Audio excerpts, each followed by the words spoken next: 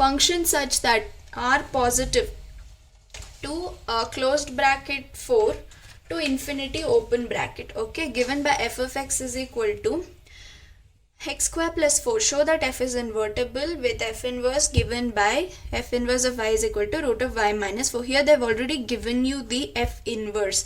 You will have to just check if the inverse of this function is this. Okay, very simple. This is also very simple. Again, they've already given you the end result. All you have to do is show that f is invertible. For that, what you have to do? 1 1 first step. What is 1 1?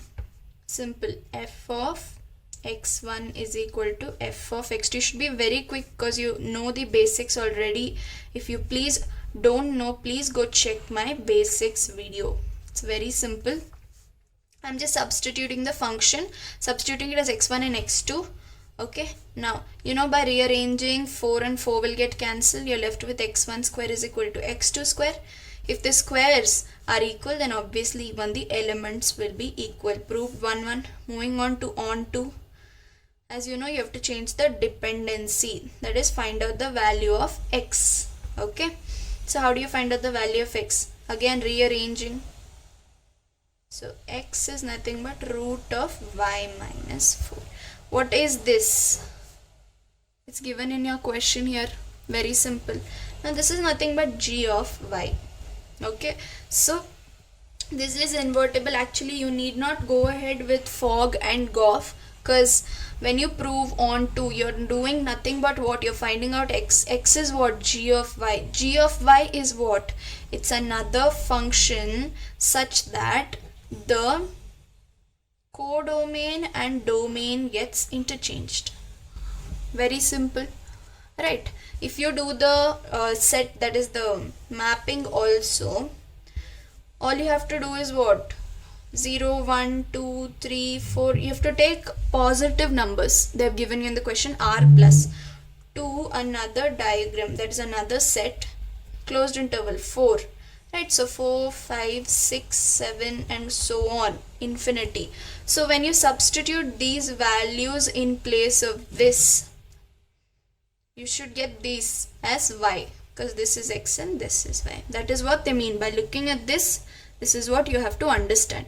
But they have already given you. You just have to do on to and just tell that this is nothing but g of y, where g of y's codomain and domain is just the reverse of the f function. Hence it is invertible, proved. Okay. Moving on to question number 9. It says function such that r plus, that is positive real numbers to closed interval minus 5 to open interval infinity, given by the function 9x square plus 6x minus 5. Show that function is invertible with f inverse of y is root y plus 6 minus 1 divided by 3. So this is similar to your 8th question, that is they've given you f inverse already. Okay, and they're asking you to show that f is invertible. To prove that f is invertible, you have to do both 1 1 and on 2. How do you do 1 1? This is a bit lengthy because you have an equation here with a degree 2. Okay, it will be a bit tricky. So I have one method here to do this, and then we will write it as x1 and x2. As of now, I won't write it as x1 and x2. Okay, now as you know, you have to do fx1 is equal to fx2, right? Now let me just do it once, and then at the end I will equate x1 and x2, so that you know, you don't need to do a double work here. Okay, now 9x square plus 6x minus 5. Now all you have to do is consider this in the form of ax square plus bx plus c. Now in order to reduce this and equate x1 is equal to x2, if you do as it is, you cannot do. That's why I'm using this method. Now to reduce this into a simpler equation, you will have to add b by 2 the whole square and subtract b by 2 the whole square.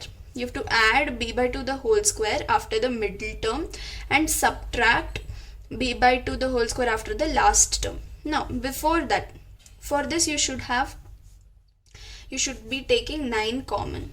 Okay, when you take 9 common, you will be left with 6 by 9x minus 5 by 9.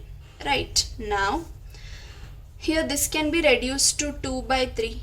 Right, 3 2s are 3 3s are 2 by 3. Now x square plus 2 by 3x. Okay, you will have to add b by 2 the whole square. What is b here? 2 by 3 a square plus bx plus c, right?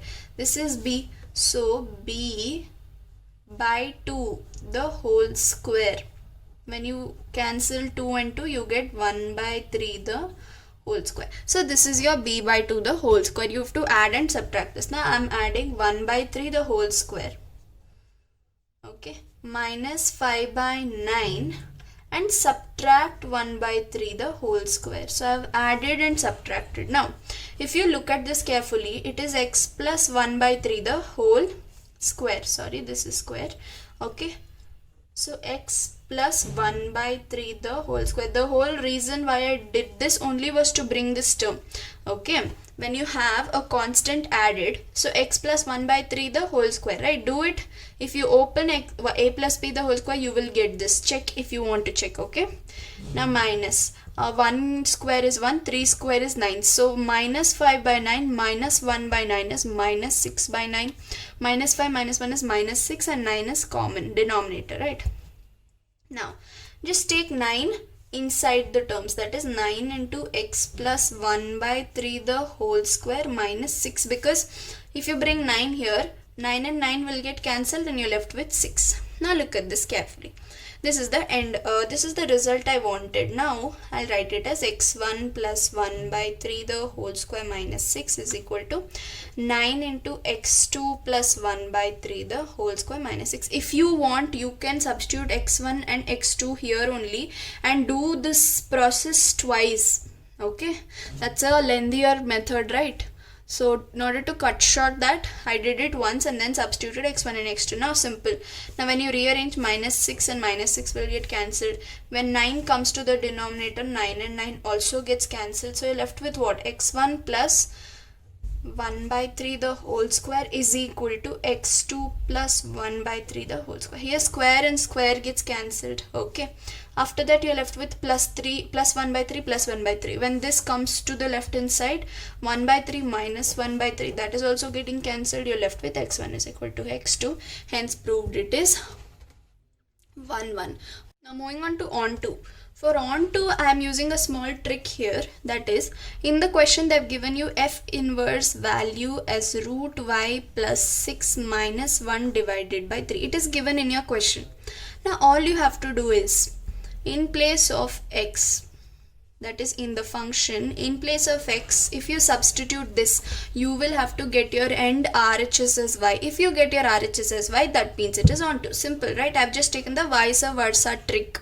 Okay, that is, if I substitute the inverse in place of x, then I have to get my RHS as y. Very simple. So let me check if it is coming out to be y.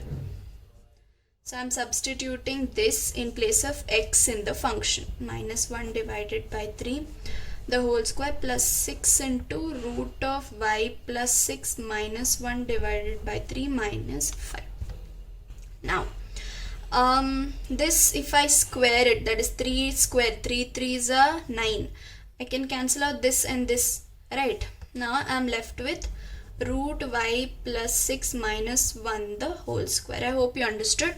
Now this 3 1s are 3 2s are, right? Now 2 root of y plus 6 minus 2 minus 5. Okay, so 2 I have just multiplied to both root y plus 6 and minus 1, and I have kept the minus 5 as it is. Okay, now this is what? A minus b the whole square formula. So open that. A square minus 2ab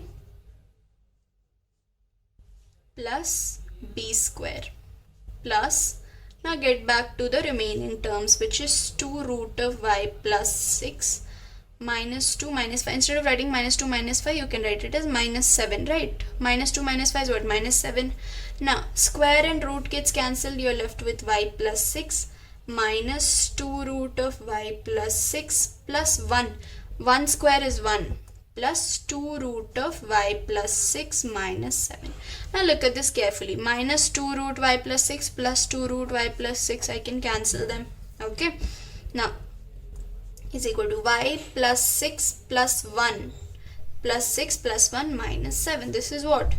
y plus 7 minus 7, so you can cancel this and you're left with y. Okay, so your end result was y, hence it is onto. So you have proved that it is invertible, and hence the question has correctly told you that f inverse is root y plus 6 minus 1 by 3. Hope it was clear. Moving on to question number 10. It's a very simple question. Answer is there in the question already. There is nothing to solve here. It's just one small understanding you have to understand. That's it. Now let function such that x to y be invertible function. Show that f has unique inverse. Hint, they have given you the hint. Hint itself is the answer actually. Suppose g1 and g2 are two inverses of f, then for all y belonging to y, fog 1 y is equal to identity upon y is equal to fog 2 y. Use 1-1ness of the f. 1-1ness meaning the nature, 1-1 nature of f. Okay, why is it 1-1 nature? Obviously domain to codomain. Okay, if you look at this you should understand it is 1-1 already.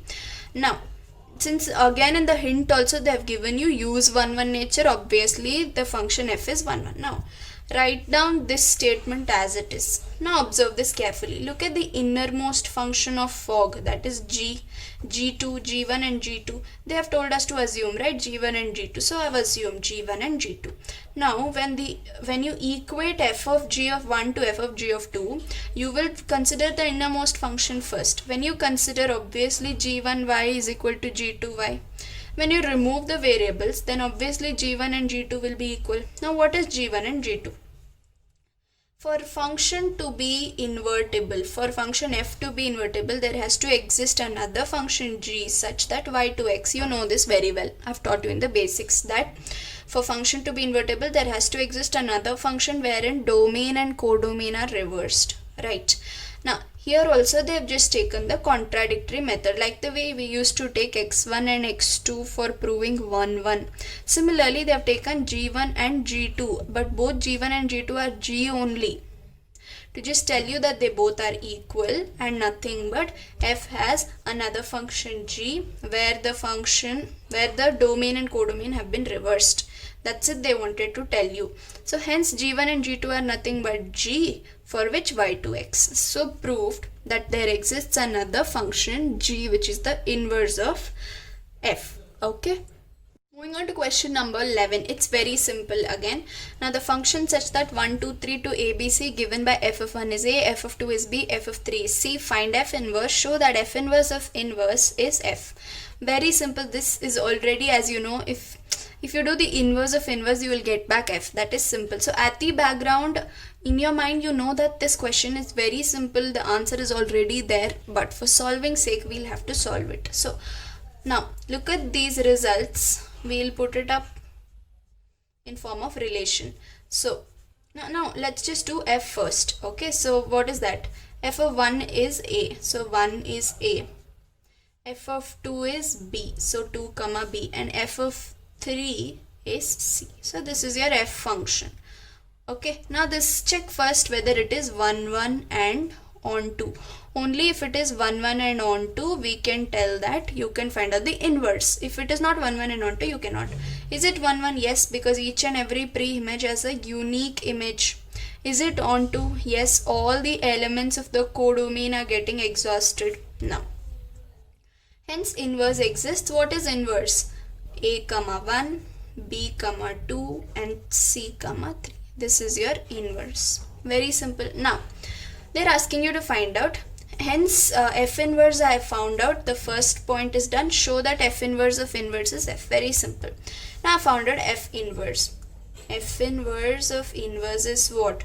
Just bringing back the same thing, that is doing the inverse, bringing 1 to the image pre-image's place and bringing a to the image's place, that is the range. Similarly 2 comma b and similarly 3 comma c. So what is this? Nothing but your f similar. So hence done. What is f inverse here? If the functions, here we don't have elements, so we have to deal with the domain and codomains, that is x and y. So we have the function x to y. What is f inverse here? Y to x. That is the domain and the codomain gets reversed, right? So f inverse is y to x. Now show that. So why be an invertible function? Yes, it is an invertible function. If this is invertible, then there has to exist another function g basically, which is nothing but f inverse, for which y2x becomes the domain and codomain, right? Now show that inverse of f inverse. That is very simple. This is again, so you just have to do this, right? Now this was f inverse. Now inverse of this will be what? Back. Simple. In your exam you just have to write few more statements, okay? Write few sentences that comes to your head when you look at these statements and write it down, but this is all you have to write. Moving on to question number 13. If f such that real number to real number given by f of x is equal to 3 minus x cube the whole power 1 by 3, then find out f, that is f of x. Very simple. Substitute this entire function in place of x of the same function. So I've already done that to save some time. That is 3 minus the entire term in place of x, okay, in place of x. Then you have cube, okay, then the whole power 1 by 3, whole power 1 by 3. Now observe carefully. This entire power 3 they have written. So 3 and 3 gets cancelled because this is in the numerator and this is in the denominator. So now I can remove this bracket, that is 3 minus x cube. The whole power 1 by 3 is still left. Now I removed this bracket. Now this bracket is left. This bracket, okay. Now by opening the bracket, minus gets multiplied and this becomes plus x cube the whole power 1 by 3. 3 minus 3 is 0 and x cube to the power 1 by 3 is what? X, because 3 and 3 gets cancelled. X power 1 is x. So here the option C in NCERT is your answer. Moving on to the question number 14, which is the last one. This is very simple. Similarly, same way, looking at this you shouldn't get confused. All they mean to say is the domain does not have minus 4 by 3 in its elements, because if you substitute minus 4 by 3 this becomes not defined, okay, hence they have not taken minus 4 by 3. That's it, okay. Now you have to find out the inverse. Actually you just can simply find out the inverse by doing the onto. When you do 1 1, you have proved halfway. Onto, when you're doing onto, you will get the value of what? X. When you get the value of x, that is only your inverse. If you want you can go ahead and do Goff and Fogg, but since this is just a simple multiple choice questions, I'm not going to do Goff and Fogg, okay. Now find out the value of x. So do the rearrangements required to find out the value of x, okay. I'm just doing some rearrangement and multiplication. 3yx minus 4x is equal to minus 4y. I've just grouped x terms so that I can find out the value of x. So x common, 3y minus 4 is equal to minus 4y. Now what is x? Very simple, minus 4y divided by 3y minus 4. Okay, now here again one small rearrangement so that the negative symbol is gone. If I take minus common, will I get 4 minus 3y inside the bracket? Yes. Now this symbol and this symbol gets cancelled. You're left with 4y by 4 minus 3y. Check if this is there in your options. This is option B. So this is your inverse. If you want you can go ahead and do the Fogg and Goff and prove it. It is invertible. That's okay. That ends this exercise. Hope you understood. Check my previous videos for previous exercises, basics and NCERT examples. I come up with both basics and examples so that you're more clear with your NCERT book. Please share it with your friends and subscribe to my channel so that I'm encouraged to make more such videos. And yeah, that's that. I'm Diksha signing off.